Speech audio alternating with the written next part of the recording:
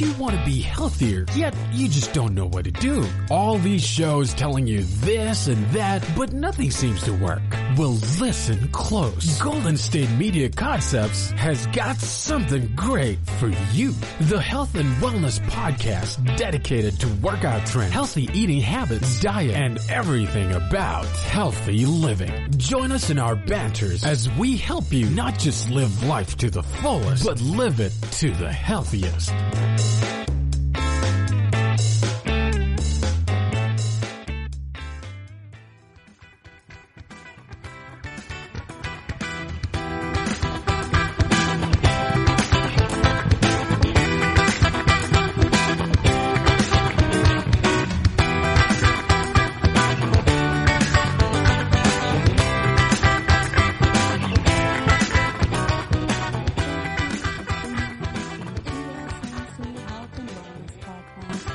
Brought to you by the GSMC Podcast Network.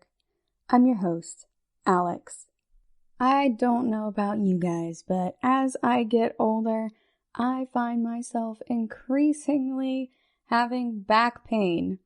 And I'm told that it's just a part of getting older, but hey, I'm only 31, y'all. This feels a little bit extreme as I'm getting older. But everyone assures me, who is already older than me, that this is mostly normal. So today we're going to talk about back pain, ways to relieve it, and how to prevent it and help our bodies out to give them the best shot possible to not be in pain all the time. So first up, we're going to talk about causes of back pain. So back pain is pretty common, and it's so common that it affects 8 out of 10 people at some point in their lives. I have a sneaking suspicion that it tends to be as we get older, but they did not say in this particular study what the specific demographics were. But your spine has a hard job. It has to support the weight of your upper body, and it needs to be supporting the muscles as well. So your muscles are anchored to your bones at different locations with the help of ligaments and tendons connecting all of these different tissue types together. So they not only need to be strong, your backbones, your vertebrae, but they also need to be able to be flexible a little bit. So they need to be able to bend and twist in different directions with the help of cartilage padding in between those vertebral discs and everything.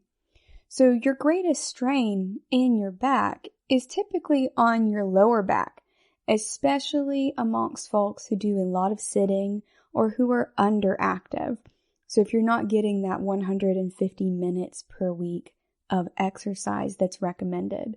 And again, you can split that up into 5 separate days of 30 minutes each, and you can get 15 minutes in the morning and 15 in the evening, or 10 in the morning and 20 in the evening.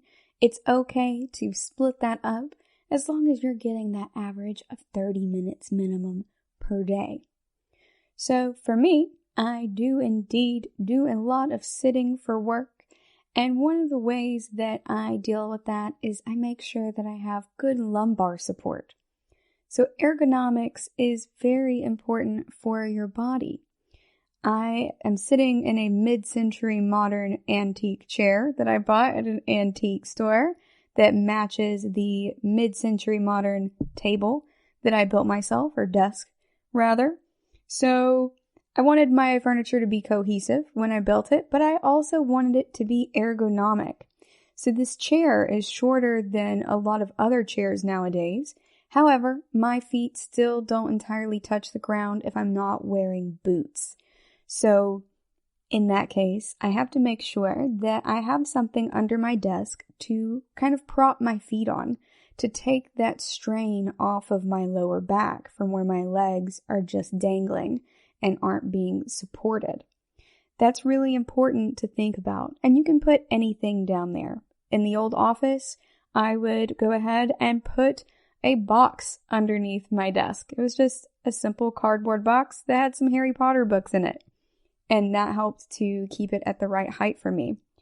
But here in my home, I have an exercise bike underneath my desk. Not the full bike, mind you, just the kind that you just pedal with your feet and that's it.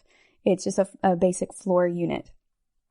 So I have that there, but I also have my chair with one of those lumbar support things on it. It's not quite a cushion, it's more of a large piece of mesh strapped over a wire frame, but it works really well for me in making sure that my back isn't aching and that I'm getting the support that I need.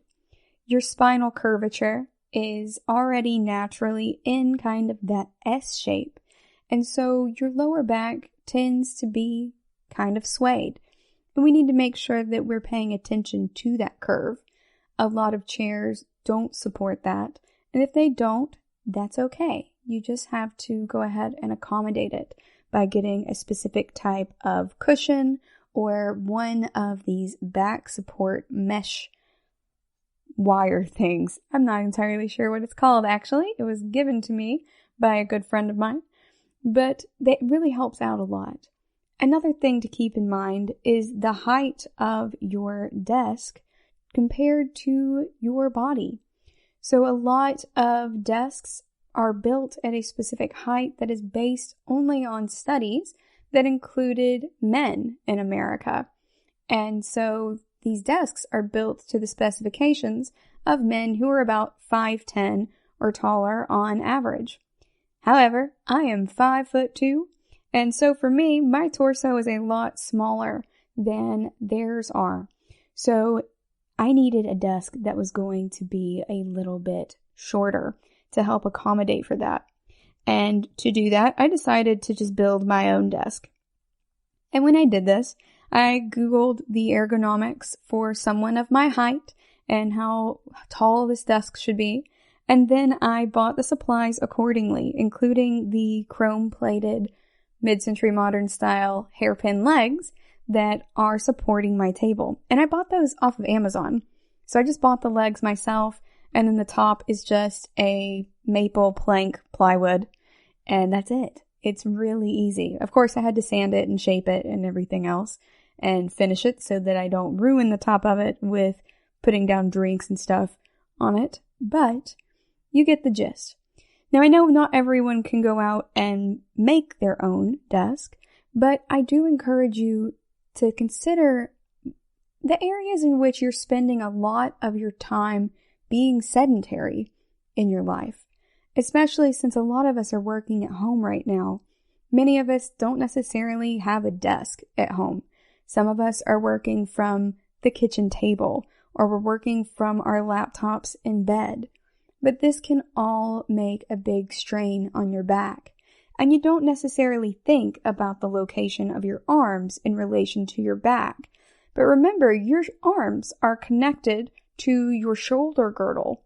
So your scapula, your shoulder blades, are actually connected to your humerus, your upper arm. So it's a really shallow facet called the glenoid fossa. And the head of your humerus just kind of slides in there. And that's why shoulders are more easily displaced than hips in individuals with healthy bones. It's just because that area it's a really shallow socket. It's not a good ball and socket joint. It's very, very shallow and kind of teardrop shaped. So your arm placement is in your shoulder girdle, which is also attached with your back via these muscles. So it's important to consider how you are sitting because it's messing with your posture. And if you're sitting at least 8 hours a day for work alone, not to mention the time that we spend sitting just chilling out, reading a book, watching TV, watching the kids play, etc., it can cause a lot of strain by seemingly doing nothing at all. So I really encourage you to take a look at the ergonomics of your furniture. Go ahead and go online and Google ergonomics, ergonomics, and your specific height, in whatever dimensions you're most comfortable with. I did mine in inches, but you can do it in centimeters. You do whatever you want, you guys.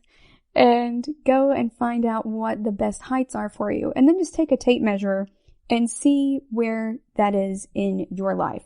See how tall your desk is. See how tall your chair is. If you just don't have a tape measure or you don't want to bother with that, you can just go sit in your chair and see if it is accommodating the arch of your back, down in your lumbar spine, your lower back, and see if your feet are able to touch the ground completely. And that means your heels as well, while your back is fully supported and you're sitting all the way back in that chair. It's good to just go ahead and check it that way because you can get back pain from it if you don't. And it's such a simple remedy. I used to really hurt my back a lot just by sitting in the recliner all the time. And I was like, sweet, I'm pretty much just laying down doing work.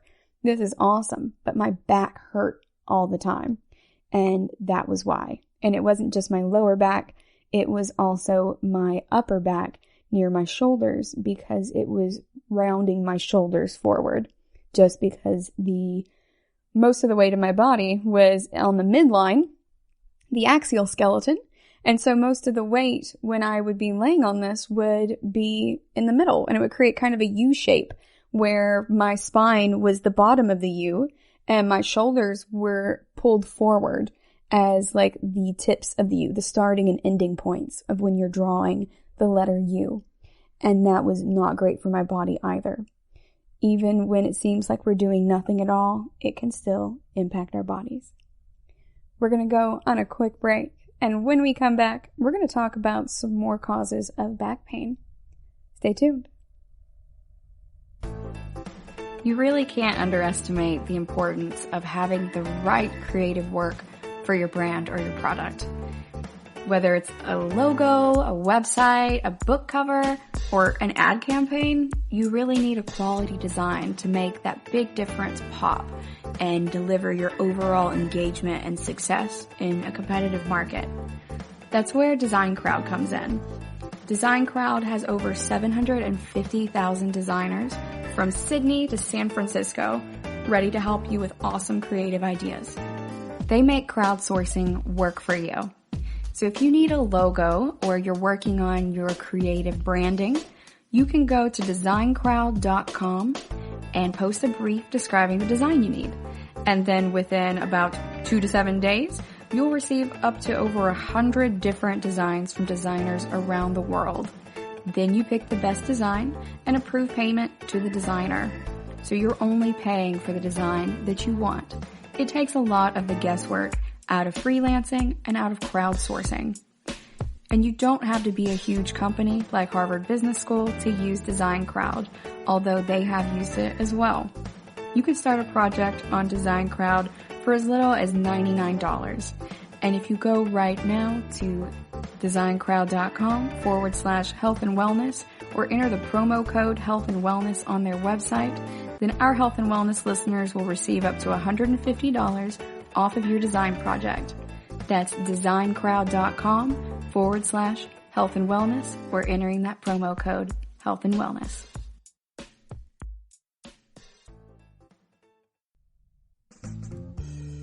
Are you looking to learn more about the latest trends from the fitness world? Are you confused by all of the different trends that are out there? The GSMC Fitness Podcast is the place for you. The GSMC Fitness Podcast is the place to come for people of all skill and interest levels. Join us as we explore the latest trends in the fitness world. Does that new exercise really work? Should I try yoga? Whatever your question, chances are good you'll find an answer on the GSMC Fitness Podcast.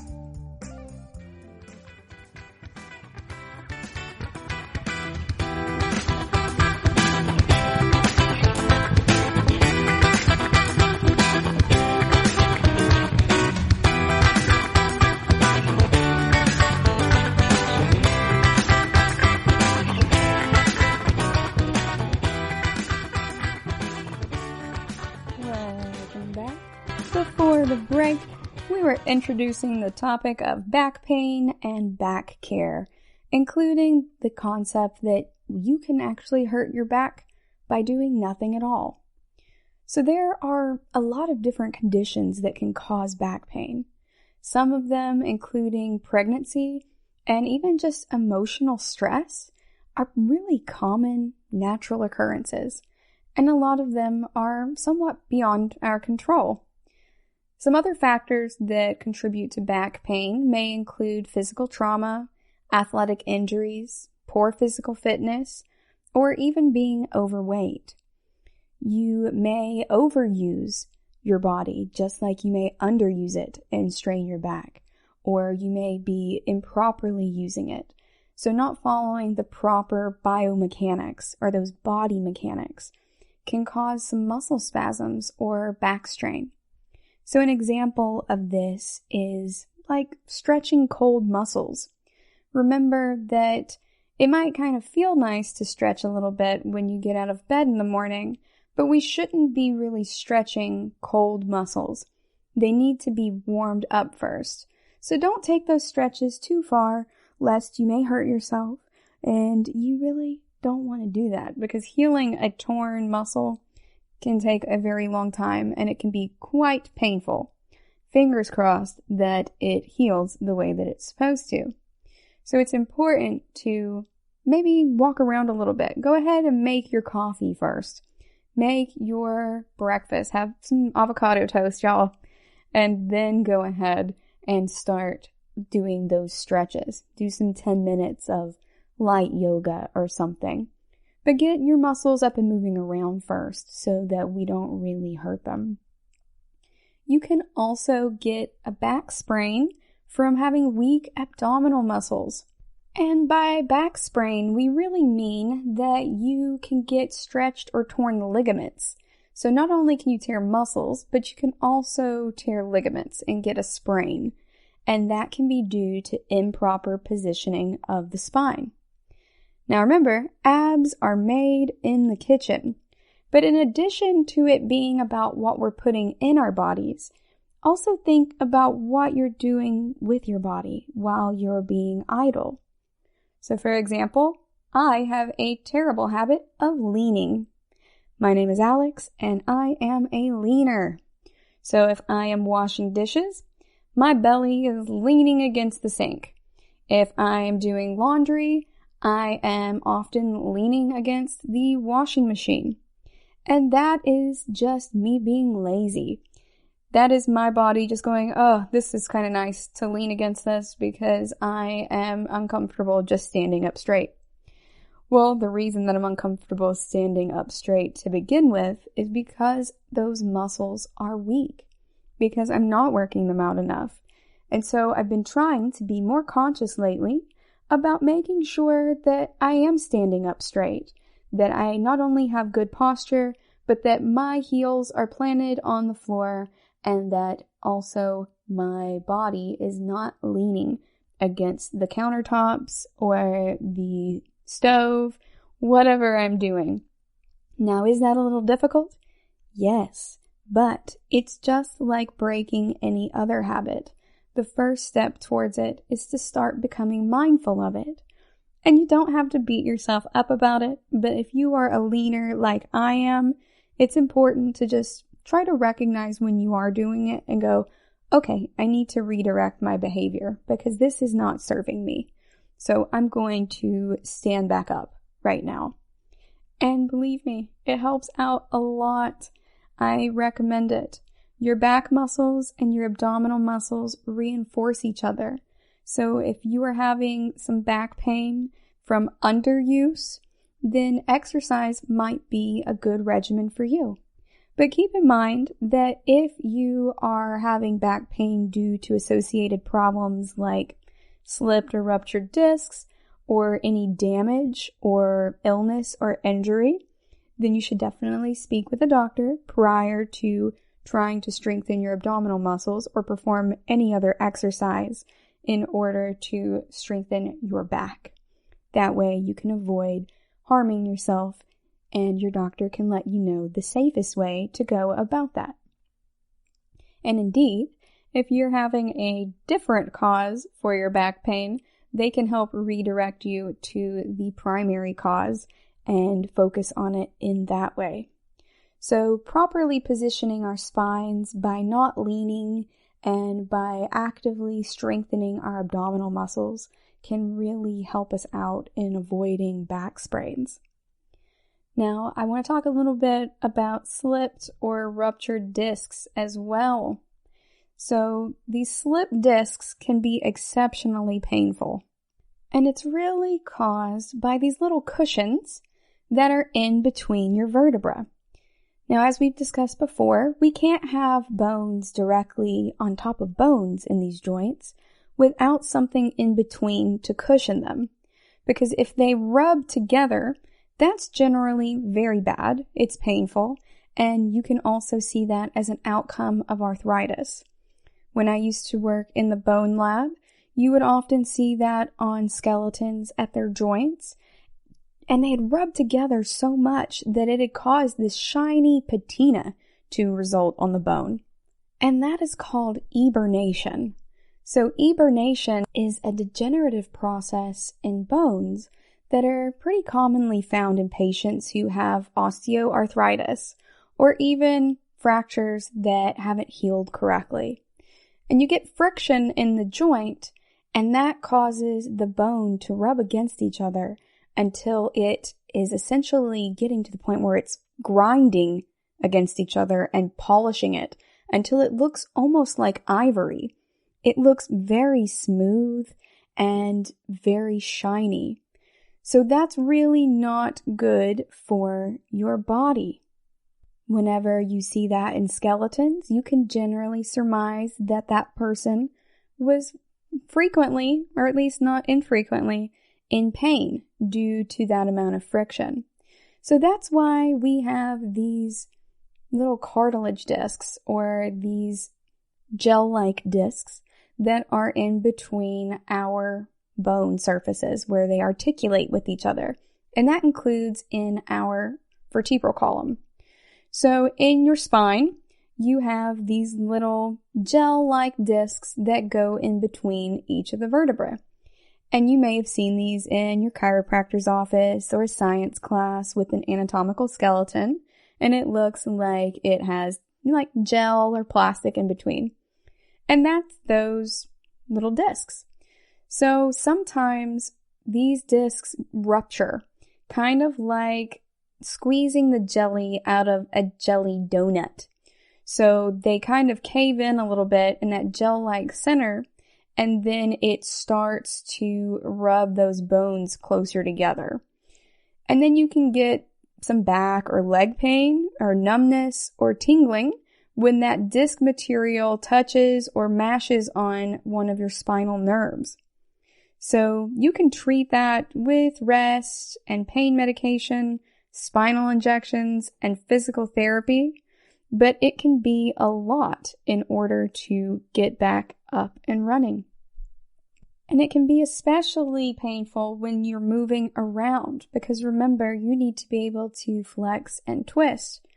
And those discs are there to perform shock absorption for your body and keep them from rubbing together. So when they do rub together, it's not acting as a shock absorber anymore. And think about the shocks on your car.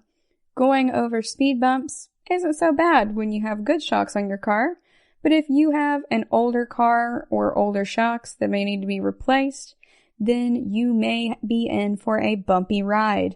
And gravel roads, let me tell you, in an old truck can be a wild ride, you guys, almost like riding a wooden roller coaster, but a little less jarring. So it's similar in principle to your body. So when we're talking about the body and how it acts like a machine, how it moves around, that's biomechanics. So it's just like principles of engineering mechanics and other fields of mechanics. So how other things move, how other things are kind of built and move around, but this time in the body. So bio means life, so it's the movement of life is what we're talking about.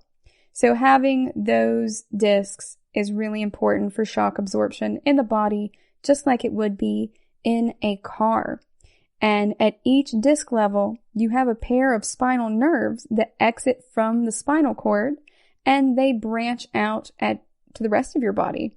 So your spinal cord and those spinal nerves send messages back and forth between your brain and your body to help control sensation and movement, so that you recognize when there's pressure from something, or you recognize that something is warm or cold, things like that. It's about your sensation and also helping you control your movement by sending those electrical impulses to the rest of your body, so you can go, hey, I want to pick up my coffee cup, and your nerves transmit that impulse to control that movement in your body. So if those little discs become smashed in any way, all the jelly is squeezed out of their donut, then it can start pinching on the nerve, because that has to go somewhere. And since those pair of spinal nerves are exiting out of that spinal cord and branching out to the rest of your body from there, sometimes they mash on those, and you're actually feeling the result of also just nerve impulses as those nerves are pinched, essentially. Pinched, smashed, all of that terrible stuff. All right, we're going to go on another break, and when we come back, we are going to talk about some more causes of back pain, as well as some more ways to relieve it. Stay tuned. You really can't underestimate the importance of having the right creative work for your brand or your product. Whether it's a logo, a website, a book cover, or an ad campaign, you really need a quality design to make that big difference pop and deliver your overall engagement and success in a competitive market. That's where Design Crowd comes in. Design Crowd has over 750,000 designers from Sydney to San Francisco ready to help you with awesome creative ideas. They make crowdsourcing work for you. So if you need a logo or you're working on your creative branding, you can go to designcrowd.com and post a brief describing the design you need. And then within about 2 to 7 days, you'll receive up to over 100 different designs from designers around the world. Then you pick the best design and approve payment to the designer. So you're only paying for the design that you want. It takes a lot of the guesswork out of freelancing and out of crowdsourcing. And you don't have to be a huge company like Harvard Business School to use Design Crowd, although they have used it as well. You can start a project on Design Crowd for as little as $99. And if you go right now to designcrowd.com/health and wellness or enter the promo code health and wellness on their website, then our health and wellness listeners will receive up to $150 off of your design project. That's designcrowd.com/health and wellness or entering that promo code health and wellness. Tired of searching the vast jungle of podcasts? Now listen close and hear this out. There's a podcast network that covers just about everything that you've been searching. Hey! The Golden State Media Concepts Podcast Network is here. Nothing less than a podcast bliss with endless hours of podcast coverage. From news, sports, music, fashion, cooking, entertainment, fantasy, football, and so much more. So stop lurking around and go straight out to the Golden State Media Concepts Podcast Network. Guaranteed to fill that podcast itch. Whatever it may be. Visit us at www.gsmcpodcast.com. Follow us on Facebook and Twitter, and download us on iTunes, SoundCloud, and Google Play.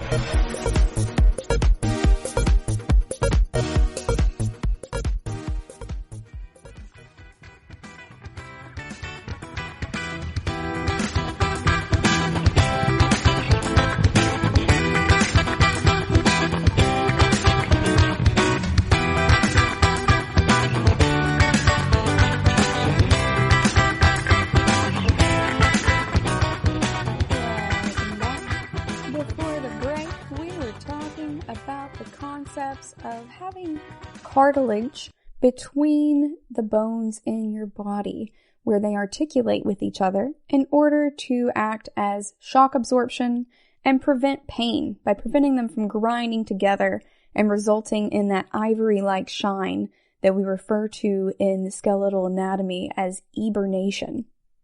So now we're going to talk a little bit about strain and soft tissue damage and some ways to relieve back pain. So in addition to sprains and ruptured discs and weak supportive muscles like your abdominal muscles or improper posture resulting in back pain, you can also get a strain or soft tissue damage that is secondary to another type of injury. Additionally, you can also get a strain or sprain due to bending improperly, or lifting, or sitting, or standing improperly.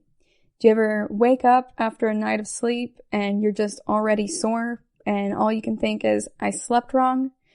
Or you get out of bed, or you stretch when you go to get up, or turn the wrong way, and suddenly you feel like you've thrown your back out? That can definitely happen. It sounds like it's too simple to be true, but you can, quote unquote, throw your back out by sitting or standing or bending or lifting improperly. And that's another reason it's important to pay attention to proper biomechanics. Now, I studied biomechanics in graduate school as it related to my skeletal anatomy courses, and that helped me out a lot when it came to understanding that muscular health is also skeletal health. Your musculoskeletal system works in tandem with each other. Your muscles can't do anything on their own. Neither can your skeleton. Your skeleton provides support and a framework for those muscles to help them do their job. Otherwise, we would just be a pile of meat that would have no real structure that would be able to move in any way. Now, granted, that is very reductionist of me. It's not the bones itself that move the body, but rather nerve impulses. There's a lot more that goes into it. But it is important to think about the skeleton when we are thinking about what we're doing for our muscular health. So when we are working out and we're trying to build these muscles for our backs, for our abs, our legs even, it's important that we're lifting weights the appropriate way. We want to make sure that we're not bending or lifting anything, especially when you have more weight attached to it, that could result in building these muscles improperly. Remember, it's not the weight that is so important. It is the technique. So if you're going to the gym and you don't know where to start and you have questions, ask someone around you who works there. That's typically something they'll be glad to help you out with. Or if you see someone at the gym and you're like, that's my ideal body type, let me ask them if they can help me get the proper technique for this. So 1, I don't hurt myself. And so 2, I actually grow these muscles and develop them in the appropriate manner. I don't know if any of y'all have ever seen ab muscles, like a six-pack that have been built incorrectly, but I have, where they look crooked. And that is from where folks are not performing their abdominal exercises in the appropriate way. They're perhaps leaning more to one side or the other. That's something that I have to work hard on because the muscles on the left side of my body are a little bit shorter than the ones on my right side, specifically in my back because I have scoliosis. So it's easier for me to list towards the left side. I have to make sure that when I'm doing my crunches and everything, that I am making sure that I am doing them straight each time. And I keep doing them straight. And when I can no longer do them straight, that means that I am done. If I'm listing more to one side or the other, I'm placing stress on those muscles to help promote more growth there, but it's going to develop not entirely in the way that I want it to, and not necessarily in the shape or alignment that I want it to. It needs to be aligned down the axial skeleton, and you want them to be even with each other. And that's something that you can control for by paying attention to your technique. And I say this about a lot of things in life, whether it be doing internet tech support or learning to play an instrument or play a sport or do martial arts or write or edit a paper. It doesn't really matter what it is. But if you get your technique down properly first, the speed will come naturally later. You want to make sure that you're appropriately strumming your guitar before you try to start shredding. If you're not doing it appropriately or if you're not staying on beat, you're going to have to unlearn things that you've learned before, and that's going to be even more difficult. It's like unringing a bell. You can't do it. You can wait for it to peter out, the sound of it, and then do it again, but that is also how it works with those muscles. If you build them the wrong way, then you are going to have to unbuild them. So you're going to lose your gains and then rebuild them in the correct way. So let's do it right the first time and not get too far ahead of ourselves in our excitement to get these glorious gains that we are all working hard for.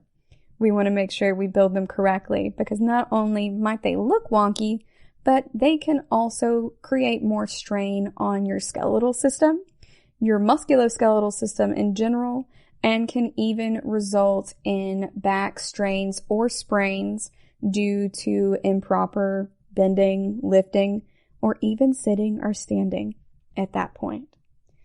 There are a few ways to relieve back pain though.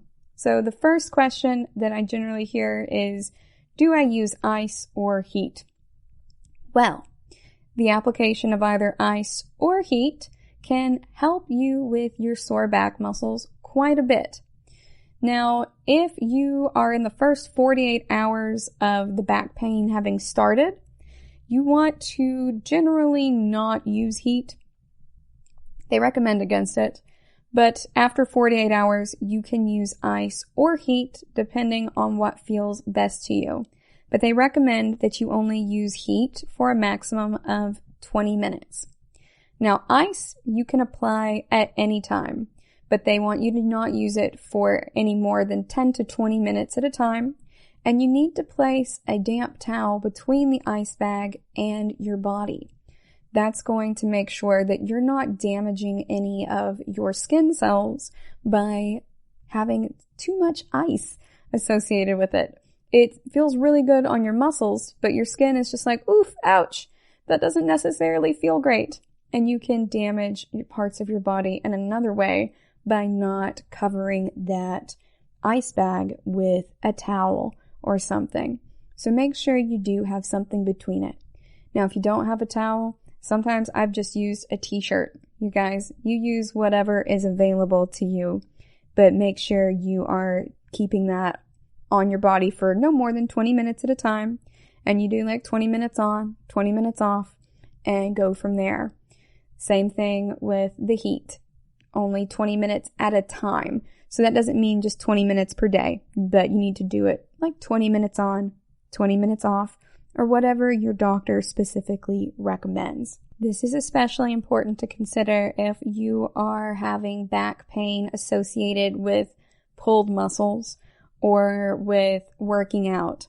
Typically in those cases, they want you to use ice rather than heat, because when you're getting those pains, your body needs to repair itself, and the cold, it helps it a lot more than the heat does. That's why you see that a lot of dancers or folks who are heavily into sports, like they are true athletes, they will often be very sore and they'll get into an ice bath. And it looks kind of miserable, like when Julia Stiles gets into that ice bath in Save the Last Dance. But it also really helps repair the muscles, and it's something that they're doing because even though heat might feel better in the moment, it's not necessarily going to be the best for your body, and that little bit of suffering in the ice bath is going to be more helpful for your body overall. We're going to go on another break, and when we come back, we're going to talk about some different movements you can do to help alleviate back pain. Stay tuned.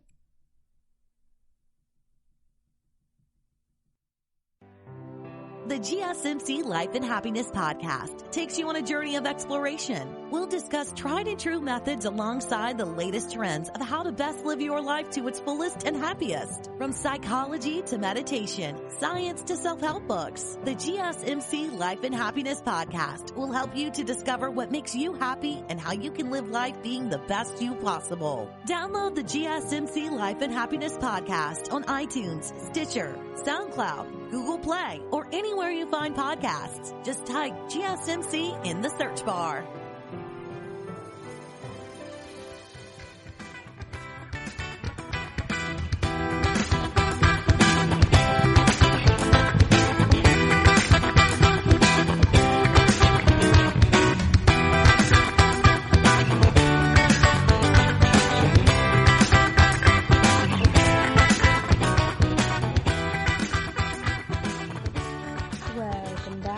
Before the break, we were discussing whether to use ice or heat to relieve back pain, as well as issues that can cause back pain, like improper posture, or lifting weights inappropriately, or exercising inappropriately in general, really. Now we're going to talk about some ways to relieve back pain using body movements. So some folks find that bending slightly forward or backward can kind of help relieve your back pain. So if you have an exercise that helps your back feel better, it's important to repeat that throughout your day. Just like we want to periodically focus on relaxing our jaws and releasing any shoulder tension we may be holding, if there's another type of movement that also helps your body feel better, do that throughout the day as well. So for the backwards positions, you can place your hands on the small of your back and then bend backwards from the waist. So when you do this, you want to keep your knees as straight as possible and then slowly return to an upright position. And then repeat that 2 to 10 more times. That's going to help your back, especially the small of your back and your waist, really get that stretch that it needs, especially if you've been sitting hunched forward all day. Another way is to lie face down on a soft but firm surface and turn your head to the side and keep your arms at your sides and just chill there for a couple of minutes. It's very Tina Belcher from Bob's Burgers, so just pretend that you're Tina for a little bit and just lay down on the floor. It's like being just face down, except you turn your head to one side or the other. I do this one a lot. 1, it's really easy. And 2, it really helps me out with turning my head a different direction from what I'm normally turning it to. That's not something that we tend to think about a lot as we go about our days, but you very well may have certain habits regarding which way you turn your body that you are not totally aware of. But also, while you're laying face down, you can also go ahead and slowly raise your upper body up just enough to lean on your elbows. So instead of having your arms loose by your sides and your hands down near your thighs, you'll put your hands at about chin to chest height, right there in between, and slowly lean up on your elbows.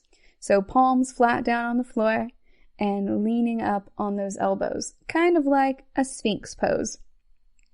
Then you're going to relax as much as possible while you maintain that position for 5 to 30 seconds, and then repeat that 2 to 10 times.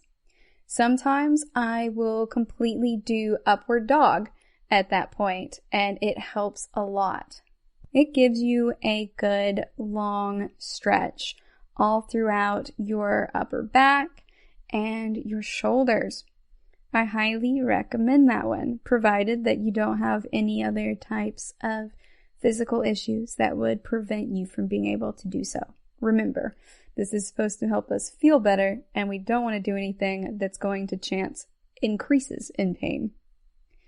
You can also do some of these positions from a chair. So for example, you can be sitting in your chair and then just lean forward and lower your chest to your knees and put your hands down towards your toes. So your arms are going to be more or less in a straight line, with your chest being as close as you can get it to your knees without hurting yourself, and your hands going to touch your toes. Then you can return to a sitting position by putting your hands beside your legs and using them to push yourself slowly back up to an upright position by pushing on the seat of your chair. Then hold it for 5 to 30 seconds and repeat 2 to 10 times. That'll give you a good long stretch for those back muscles and those upper glutes. You can also do a forward position. So you can lay down on your back and place your legs on your chair. And if it's uncomfortable for you, you can put a pillow under your legs, and that can help out a little bit. And then just relax there for a few minutes. While you're lying on your back with your knees bent, you can also move the chair aside and sit with your feet flat on the floor. Then tilt your pelvis slightly up so that your spine is completely flat on the floor. Then you're going to raise each of your bent knees one at a time to your chest, one and then the other. Then you're going to hug both knees to your chest and then lower them one at a time. You're going to hold that each time for 5 to 30 seconds and then repeat it 2 to 10 times. That's really going to help out your leg muscles and your lower back as well as those glutes a little bit. So if you are sitting, it's important that you're also sitting in your chair with both feet on the floor and your back against the back of the chair. The chair back, rather, not the back of the chair. We're not trying to be contortionists, although if you are, that is awesome. So this chair, though, should be keeping your back in a neutral position with a small but comfortable inward curve. So that's where that mesh and wire frame that I use comes in handy, and it's also where some pillow-like seat cushions can come in handy. So you can get those specifically for your lower back. My mom always had one when I was a kid too. If you sit for long periods, it's really important that you get up and walk around. And I don't even mean just twice a day. I mean, we need to be getting up and walking around every hour, every 2 hours. It's good for your back. It is very helpful for your posture too. You also want to pay attention to your posture while you're doing things that require you to sit, like driving or watching TV. It's really tempting to just veg out on the couch and enjoy watching TV, but you also want to make sure that you're sitting in a way that isn't putting more stress on your lower back or your back in general. Remember, when I was using my recliner all the time, it was rounding my shoulders forward, and that was causing me a lot of back pain, and I was having to do fish pose and some other yoga poses in order to fix that. So it's important to pay attention that way. It also is going to make your abdominal muscles weaker from them not being engaged, which can lead to more back trouble. And if your feet are not on the floor or pulled all the way up on the couch with you, then that may be causing some more lower back strain. We don't think about that a lot when we're just vegging out because it feels so nice in the moment to be laying on the couch. But if you do this a lot, like you're binge watching your favorite show, like one of mine right now has been The Boys on Amazon Prime. And I did watch all 8 episodes in about 2 days. Not gonna lie to you guys, it was a lot of television for 2 days, but there's only 8 episodes in the entire season. That does mean, though, that I spent 4 hours each day in these 2 days watching television. So sometimes I like to do that by taking my laptop into the kitchen, and I will put it up on the countertop while I'm washing the dishes. And that way I can stand while I am watching TV. It also makes the act of doing dishes be a little bit better. I don't like doing dishes, you guys. I'm not sure. There has to be somebody out there statistically. There has to be someone out there who does enjoy doing them. But that person is not me. And so this is a win-win for me. It's something that I do also while I'm sharpening my kitchen knives to maintain my tools so that I can have excellent tools for building those abs in the kitchen. If you are going to be standing It's also important to stand appropriately. So while you're at the kitchen sink or cooking or whatever you're up to that day, you want to work on your posture by standing with your lower back in a neutral position and standing tall with your chin and your stomach tucked in. Then try keeping your earlobe over your shoulder and your shoulder over your hip. That's going to help put your spine in alignment in a natural, good posture. Then when you stand for long periods, put one foot up on a footrest to reduce that urge to stand with a sway in your back or to lean on something. Avoid wearing shoes that have high heels or are worn out. So too little heel, too uneven of a heel, too much of a heel. It can be a problem for your body. We're going to go on a quick break, and when we come back, we're going to talk some more about the best types of biomechanics to help out your back. Stay tuned.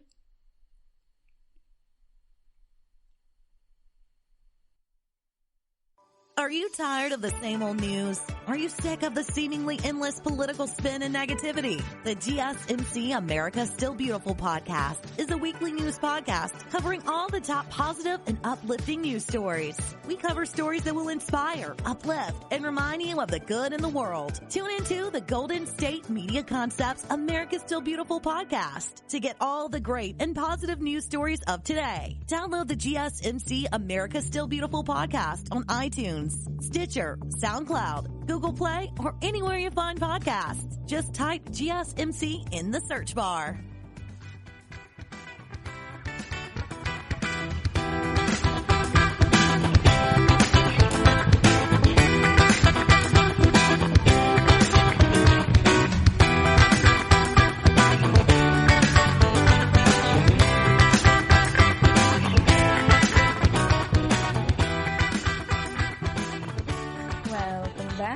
Before the break, we were talking about how to sit and stand appropriately, as well as how to bend in different positions to help alleviate back pain and how to prevent back pain.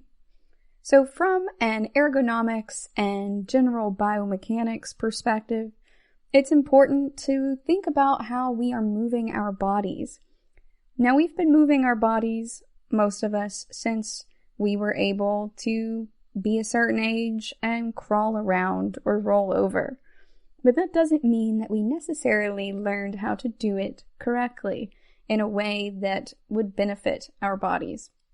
So we are going to talk about how to bend appropriately. And I do want to note that most of the information on this is presented from an able-bodied perspective.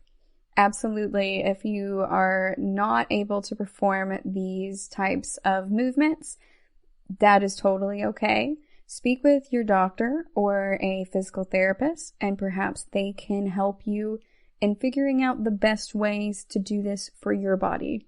Granted, if you are old enough to be listening to this podcast and to have found it on the internet, you very likely already know all of that information and are able to already do all of these exercises, or exercises of your own rather, without any input from me. What I'm getting at is I totally acknowledge that you know much better about that than I do. But if you still have questions, it's always good to ask a medical professional about your specific types of challenges. Now, when you're bending forward, always try to bend with your knees. You want to squat and keep your back in a neutral position and go down on one knee if you are bending totally down to the ground, like to get into a filing cabinet or something like that. Or you can do a golfer's bend. So when you do a golfer's bend, that means that you lean forward and you counter that forward movement by letting one leg rise off the ground in the back. Now, you do not want to bend straight over at the waist because it can strain your back. So make sure that you're bending with your knees and not with your back. It's not just lifting with your knees that's important, but also bending in that manner. So when you lift, it's also important to use one of the bending techniques that have just been described, and then hold the object close to your body and lift with your legs. So you want it close to your body so it's sharing essentially the same center of gravity with you. It's going to make it easier for you to lift in general, and it's also going to reduce the likelihood that you're going to hurt yourself. So keep your elbows in close to your body for the same reasons. Do not twist at the waist, and keep your spine in a neutral position. Now, I personally have messed this up before. We were bailing out water from an excavation site we were at, and it had just rained torrentially the night before, and we had so much water to get out of there because also the hole was very big.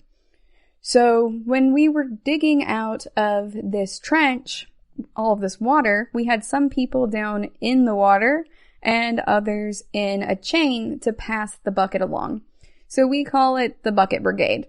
So you would be passing one bucket with water one way and then the empty buckets back the other way.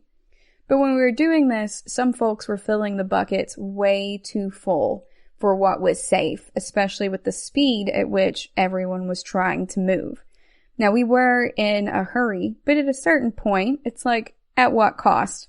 Because are you going to be able to dig the rest of the time that you're out there if you have injured yourself?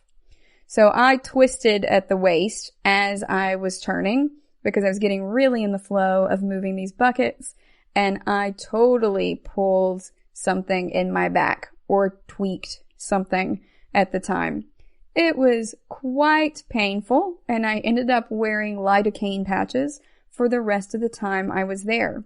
I was also just in a lot of pain, and yet I felt the need to try to push through it. Now, that was not my best decision, and my body was hurt for a while after that because I had strained or sprained something by essentially lifting the wrong way. I had too much weight, and I was holding it out away from my body because it was a wet mud bucket, and I twisted from the left to the right in order to hand it to the next person. And I felt it as soon as I did it, you guys. So it was not my best decision, and it's important when you do things like that to not be too brave, not to put on just a brave face, but to let someone know that you have injured yourself. It is not whining, it is making sure you're taking care of your body, and if they are good people, they will also understand that it's important that you address that issue at the time. So you don't have to just keep it to yourself. So that's a really important anecdote to share with you guys, I thought, in order to illustrate why we don't twist at the waist and why we keep our elbows close to our body and keep our spines in a neutral position. We also don't want to go too fast, and we don't want to lift anything that is heavier than we can manage. Part of the problem was folks filling the buckets up too much with either dirt, as it was for most days, or with water. So we were having to lift these over our heads as well, all the way over our heads and out of these holes, because the holes were 5-6 feet deep already at that point, and it was really difficult at a certain point.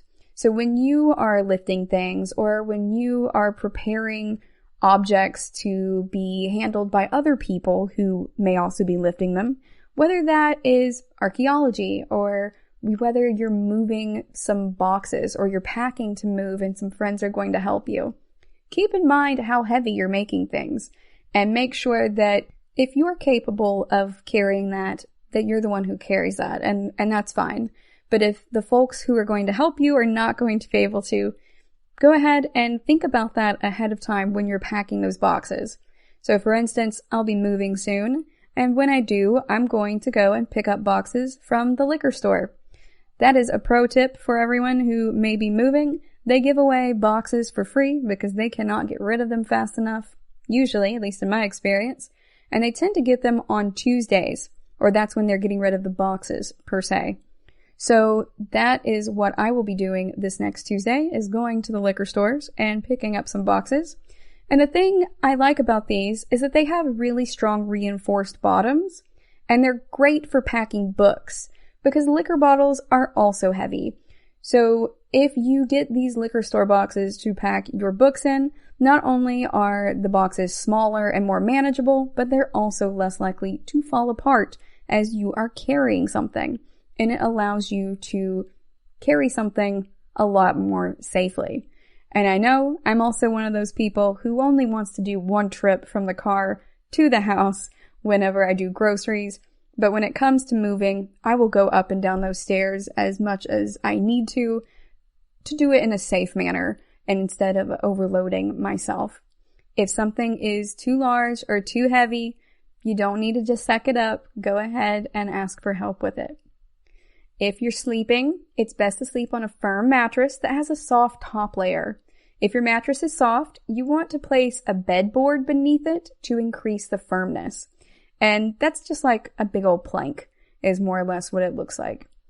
And you can sleep in a couple of different positions to reduce back pain while you're lying down, just based on your specific experience with back pain. The first is on your side with your hips and knees bent and a pillow between your knees and ankles. I do that one all of the time. Sometimes I swap sides. Also, with the scoliosis, sometimes I will take a pillow and put it under the side of my body where the muscles are longer in my back. And that helps to stretch out the muscles on the other side that are a little bit shorter. It sounds wacky because I'm laying on my side with this pillow under me, but it really helps me out. You can also lay on your back with a pillow beneath your bent knees for support, or on your stomach with or without a pillow under your abdomen. But that position is not ideal for folks who also have neck pain. So I do like to lay on my stomach, but I also have a lot of neck pain, so I don't get to do that one that much.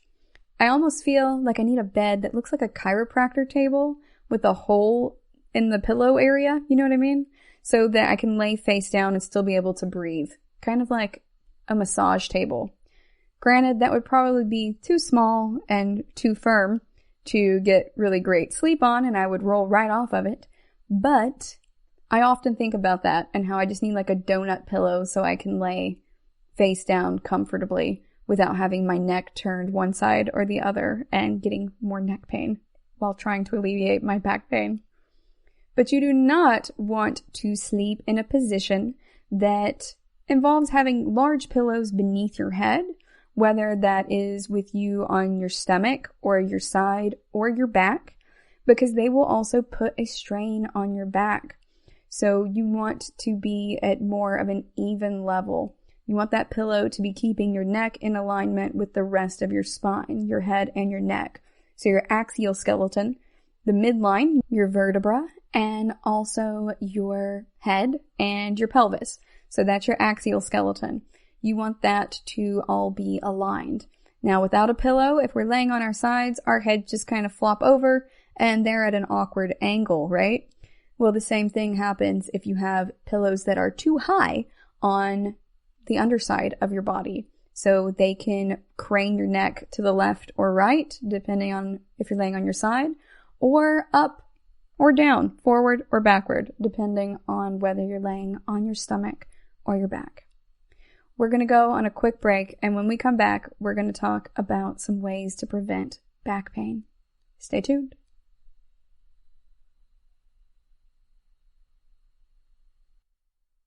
GSMC Beauty Tips Podcast gives you advice on everything from hair to fashion to skincare products. We'll talk about the latest trends in makeup, hairstyles, and anti-aging remedies. And we'll cover all of the newest fashion trends. If you have an interest in or questions about the beauty trends that might work best for you, the Golden State Media Concepts Beauty Tips Podcast has got you covered.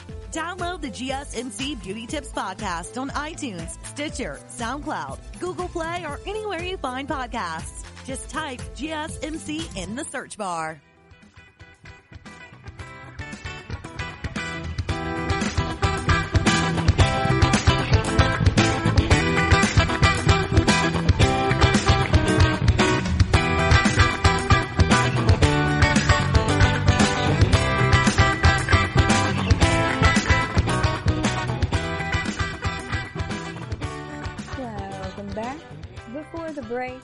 we're talking about some ways to sleep, bend, and lift to help out your body from a biomechanics perspective to help avoid injury.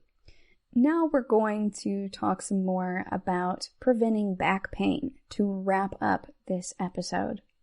So to prevent back pain, it's really important to practice good posture, to also maintain a healthy weight, do some physical exercises, and also engage in relaxation exercises. You don't have to threaten me with a good time. I am here for some relaxation exercises. So we're going to talk about a couple of these different types of exercises that are designed to strengthen the muscles that support your back and also to relax some of those muscles to alleviate muscle tension that can lead to soreness.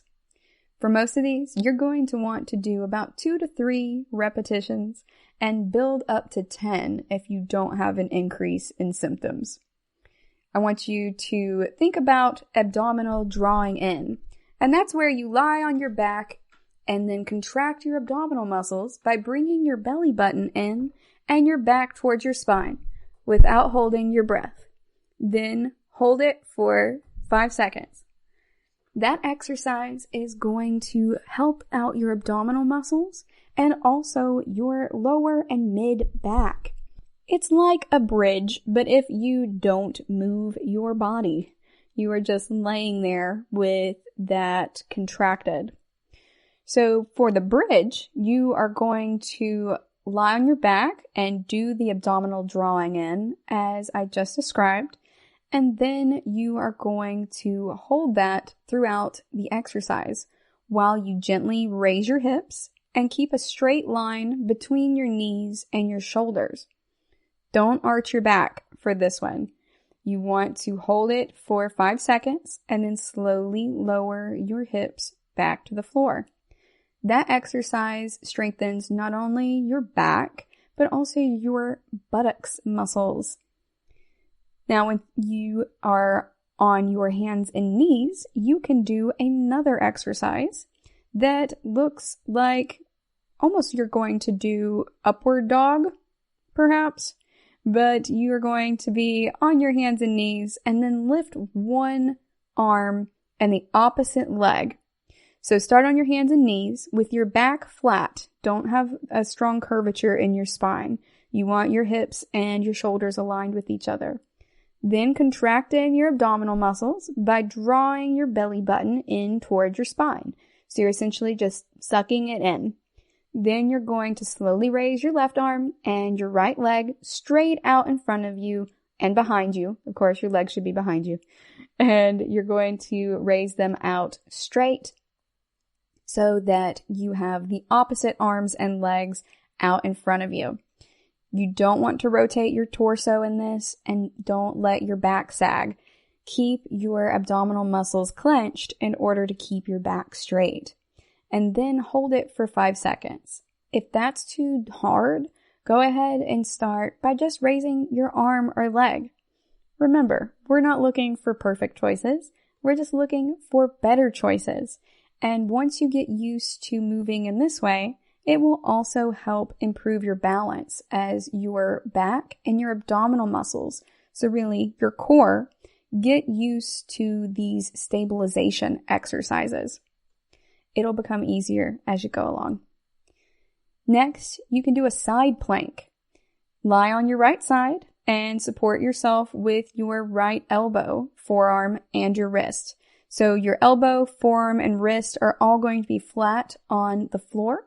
And then you're going to contract your abdominal muscles by sucking your belly button in towards your spine.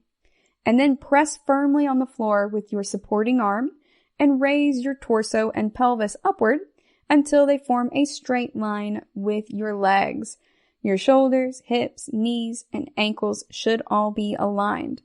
You don't want your hips to move towards the rear.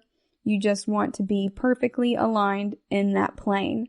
And then hold that for 5 seconds. Then repeat on the other side.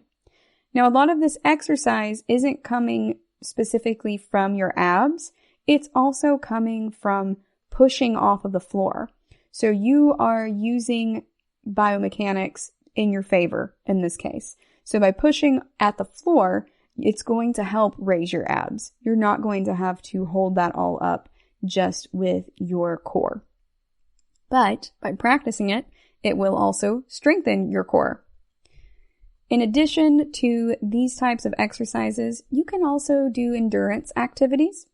And we really define that as anything that you're sustaining for 20 minutes or so to improve your muscle and cardiovascular endurance. These can be really important for healing your lower back. It's important to do endurance exercises that won't make your lower back pain worse, or if you don't have any yet, result in lower back pain. So some examples of some good endurance activities are things like using an elliptical, riding a stationary bike, swimming, or walking. So I like to use the stationary bikes a lot. That's why I have the floor model that is just under my desk, and I can pedal while I am at my desk working on stuff, typing away. I also like ellipticals. It's a little bit too much contact. It's too hard on my body to do the treadmill or to run on concrete because I have a bum knee. So for me, I'm not getting that same type of hard contact and that jarring nature on my knee whenever I use an elliptical versus a treadmill. Because when you are walking, part of bipedalism is that you have heel strike. So when your heel comes down with one foot, and then you go forward into your swing step, and you swing the other foot forward as you then toe off the back foot. So it's kind of a rocking motion as you are moving forward. And that's what we refer to it in biomechanics and skeletal anatomy. So when you are on a treadmill, you are doing heel strike, swing step, toe off. But when you are on an elliptical, you're not really moving your feet up for the most part, unless you're doing those specific exercises that require you to lift your toes up or lift your ankles up to do a specific type of exercise to work on specific muscle groups. However, you, for the most part, are not going to lift your entire foot off of the elliptical at any point. That would be unsafe, and it would also be inefficacious because that's not the point of the elliptical.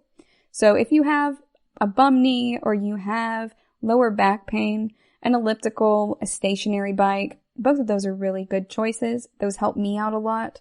And they not only help my lower back feel better, but they also help my bum knee feel better by strengthening the muscles in that knee joint area of my body. Swimming and walking also help. But keep in mind that swimming is not necessarily going to help you build a lot of muscle because it's taking a lot of the weight off of your body. So it's good for pain relief, but it's generally best to use swimming with a combination of other types of exercise. So swim 2 days a week and do the elliptical 3 days a week, or vice versa. Whatever works best for you and whatever is most comfortable to your body, as we all have individual differences. In addition to endurance activities, you can also do sports activities. So if you are pain-free in your daily life and during endurance activities, you might want to go back towards sports. A lot of my friends play rugby and they are really great athletes. One of them did pull his knee a while back in a game, and rugby players in particular seem to be really healthy overall, at least in my experience, in their emotional and mental responses to things like that. They're like, hey man, you have nothing to prove. You don't need to push yourself.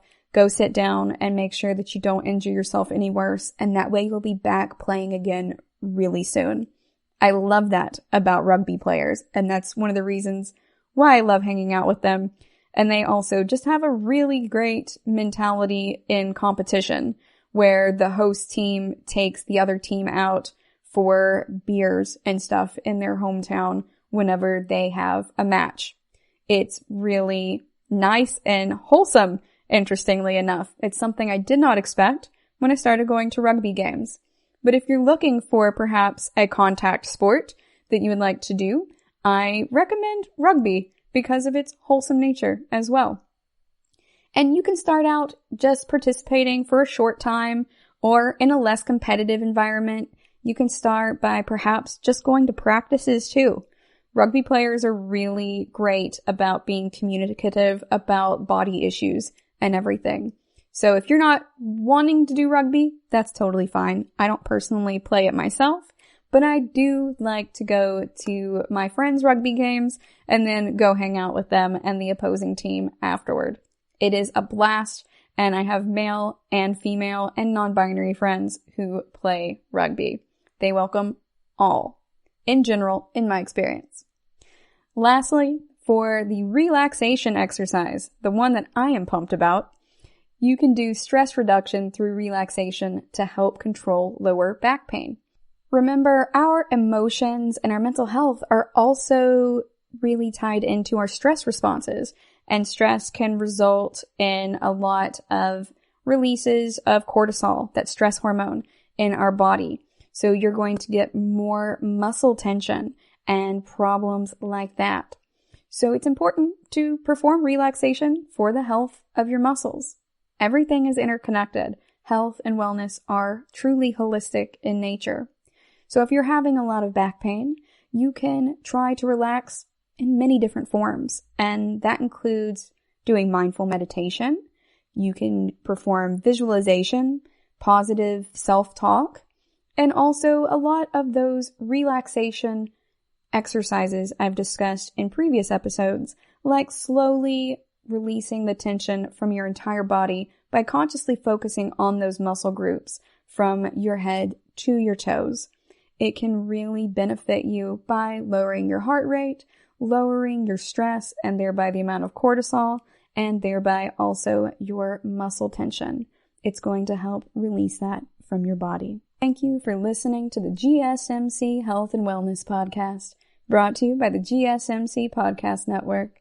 I'd like to ask that you please subscribe to the show, and writing a nice review always really helps us.